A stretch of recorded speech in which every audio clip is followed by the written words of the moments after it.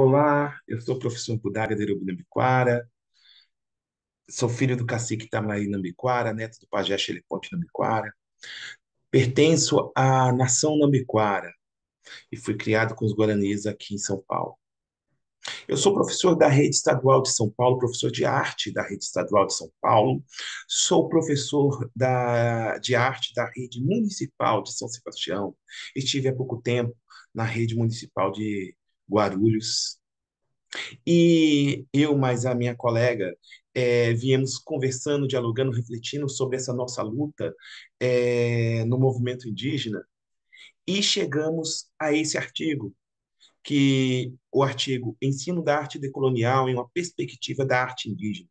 Onde estão os artistas indígenas no contexto escolar? O artigo ele propõe uma reflexão a respeito de uma educação decolonial, em como é abordada a arte indígena, ou a arte de indígenas, ou artistas indígenas, dentro do contexto escolar em relação às artes visuais. E quais são os impactos da falta, porque nós podemos utilizar a falta desses artistas dentro dos museus, dentro das bienais de arte, dentro de grandes exposições, qual o impacto disso, ou seja, da falta deles lá dentro, para corroborar com o racismo, de fato, o racismo, com a colonização, com o apagamento dos povos indígenas. Porque dentro do contexto escolar, os indígenas eles só deixaram de aparecer como unicamente como aquele ser folclórico agora. Os indígenas só deixaram de ser tido apenas, porque ainda muitos livros ainda colocam dessa forma, como aquele ser que anda pelado, com cabelo em forma de cuia, que vive no mato, vive da caça e da pesca, agora. Mas ainda não abordam muito, poucos são os livros que abordam o artista indígena, o médico indígena, o advogado indígena, a deputada, senadora, ministra indígena. Então, nós precisamos pensar, tá? Qual é o papel da arte nisso? Já que a arte ela tem um propósito muito grande, ela tem várias possibilidades, vários propósitos, mas um dos grandes é refletir, questionar, impulsionar, fazer você pensar naquilo. Quando falamos de decolonialidade, decolonial, de decolonizar, uma palavra que está na mão e na boca e nos pincéis e nas ações e nas músicas de muitos artistas que pertencem principalmente aos movimentos, movimento negro, movimento indígena, movimento LGBTQIA+. Essa palavra tem tomado força, porque é a ideia de decolonizar e descolonizar pensamentos, como diz a nossa querida irmã, parente, como nós indígenas chamamos, Geni Nunes. Nós precisamos descaravelizar esse país, descaravelizar a educação, descaravelizar sentimentos. Ou seja, precisamos mudar o pensamento de um pensamento europeu, eurocêntrico, que trouxeram, impuseram para nós, jogando totalmente nós para o lado, para escanteio, como diz os futebolistas, ou para o apagamento. Porque se nós não existimos, não precisamos de direitos. E qual é a melhor forma de fazer não existir? É tirar a nossa voz de lugares onde realmente faz essa diferença, como o que eu acabei de citar, os museus, as bienais, isso no campo da arte. É cobrado pelos artistas no Brasil, antes mesmo da semana de 22, essa mudança da arte para que tenha uma cara maior do Brasil.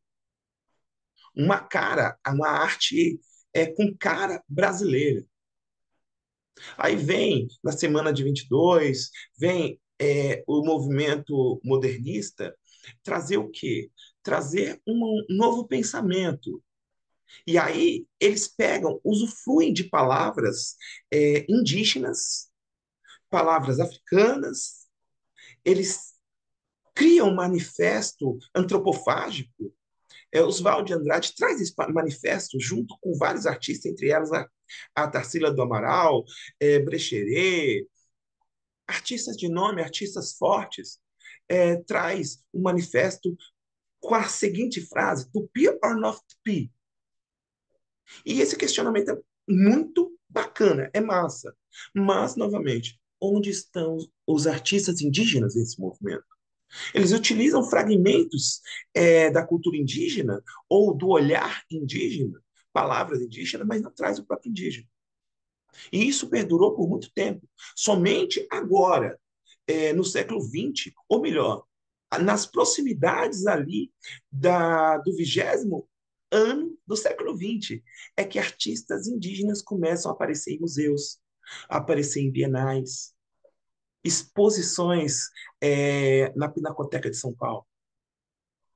E esses artistas ainda são poucos em relação à gama gigantesca. E quando eu estou falando de artistas indígenas, eu estou falando de artistas indígenas brasileiros. Mas antes de eu continuar, eu quero que você entenda o seguinte: eu não vim aqui falar mal dos artistas, tá, gente? Eu não vim falar mal da arte. Eu estou questionando e refletindo, pedindo essa reflexão sobre a reestruturação desse sistema no qual esses artistas também fizeram. Não estou tirando de forma alguma a importância de artistas como Tarsila da Amaral, Oswald de Andrade, Peixerê, da nossa história. E sim questionando por que artistas indígenas não estavam ali inseridos. E por que, que nós ainda resistimos ao ter eles aqui conosco.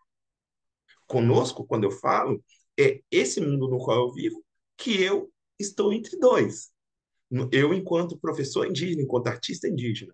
Porque nos livros de história nós podemos colocar esses artistas. Nós podemos trazer esses artistas, sem precisar tirar o outro. É o grande se. E se? E se ao invés de eu só trabalhar o Abapuru com as crianças, que todas as escolas, todo mundo conhece o Abapuru, eu trabalhasse também, não só o Abapuru, mas também a obra Olhe em Frente, Me Sinto Gigante, da artista Alba Mendes. E se, ao invés de só trazer Davi de Michelangelo, eu trouxesse a escultura de Dayara Tucano, é... Espelho da Vida? Nós precisamos refletir sobre como nós podemos inserir esses artistas, devemos refletir em como mudar esse sistema de forma que possa ser mais amplo, ser mais de acordo com a cara da arte, como traz Paulo Freire sobre a decolonização, como traz Geni, como traz diversos outros autores de grandes nomes que nós endeusamos, que nós colocamos na educação, mas que será que estamos realmente seguindo os passos dele enquanto educadores? Porque será que nós estamos fazendo essa mudança ou nós estamos mudando apenas para o que o povo que está lá em cima quer? Nós precisamos pensar dessa forma. O artigo traz essa reflexão. Quem somos nós, indígenas, nesse contexto da arte? Quem somos nós? E por que eu estou falando quem somos nós? Porque a proposta da arte é fazer essa reflexão, ou fazer várias reflexões, ou chamar atenção. E nós, indígenas, costumamos falar que quando o não indígena olha para nós, ele deveria olhar não como eles, mas como eu e você. E é o que nós estamos pedindo. Eu, enquanto professor, trago essas propostas. E se? Porque se nós ficarmos no e se, nós estaríamos aqui a noite toda falando, 10 minutos não seria suficiente, um artigo não seria suficiente, uma dissertação, um doutorado, uma tese, não seria suficiente, uma biblioteca não seria suficiente, de tantas possibilidades. Nós temos diversos autores que corroboram com isso que eu estou falando. Está nas fontes dentro do nosso trabalho. O artigo em si traz essa reflexão. Eu, enquanto professor, agradeço, enquanto indígena, ao ET, gratidão e boa papo para todos.